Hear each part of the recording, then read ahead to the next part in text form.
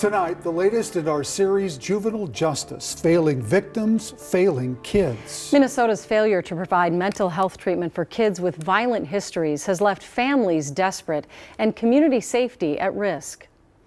Lauren Lemanchuk investigates what experts call a crisis. I love her. I love her dearly. But despite a mother's unconditional love, Dawn is also afraid of the girl she adopted at age 7. It started with pulling my hair in a ponytail, smacking me. She's threatened to kill you. She has. We have an alarm sensor here. Their home outfitted with security cameras. We have a camera here to keep the girl from running away. But at least we know when she leaves, and we lock these doors. Sharp objects kept locked away to keep Dawn and her family safe. On this day, the girl was locked up in a juvenile jail. Now 15, she has struggled with mental illness for years. Diagnosed with reactive attachment disorder, PTSD, and conduct disorder. Legacies of a life that began with neglect, suspected abuse, and maltreatment by her biological parents. My heart breaks for her. By 12, the girl was hospitalized for mental illness. By 13, placed in juvenile detention for stabbing her mom. At 14, arrested again for breaking into a home. Since then, we've been in and out of court so many times I can't even count. A seemingly unending cycle, emergency room visits, group homes, and more assaults on her parents that landed her in the Dakota County Juvenile Service Center, a juvenile jail. We don't want to see her at the JSC. We don't want her there. That is not the place for her, but there is no place for her. No place for her or other Minnesota kids who live with mental illness, but who also have histories of aggression or violence. Kids who right now are stuck in jails or with families that can't meet their needs, all because Minnesota has a shortage of specialized treatment for them.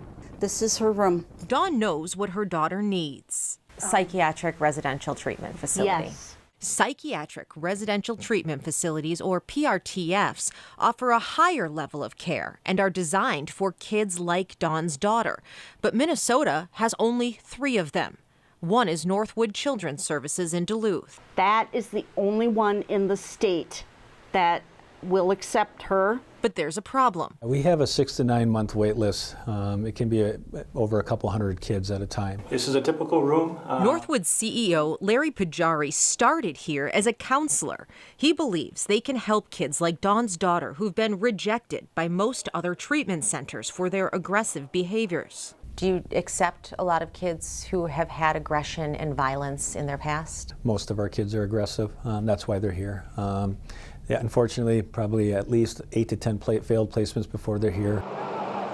The state authorized PRTFs like Northwood back in 2015 and set a goal of 300 beds by next year.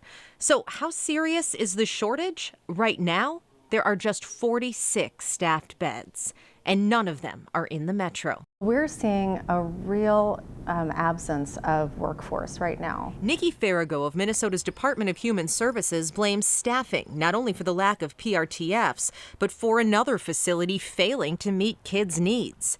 The state's only secure mental health hospital for children in Willmar currently operates at just 25% capacity. Licensed to treat 16 kids, treating an average of just 3. Why is our only secure child and adolescent behavioral health hospital treating just 3 kids at a time?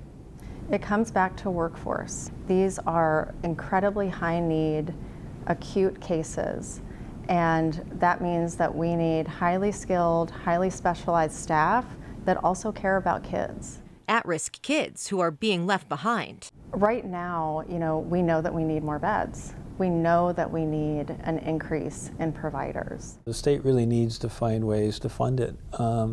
Kids deserve a chance, really. A chance for Dawn's daughter, for whom years of failed treatments have added up. She's further traumatized. She's becoming more unstable, more mentally ill. Recently, she was released from jail again after a probation violation, sent home to her mom, who waits on edge for the treatment her daughter so desperately needs. Our fear is that between now and then, something devastating is going to happen.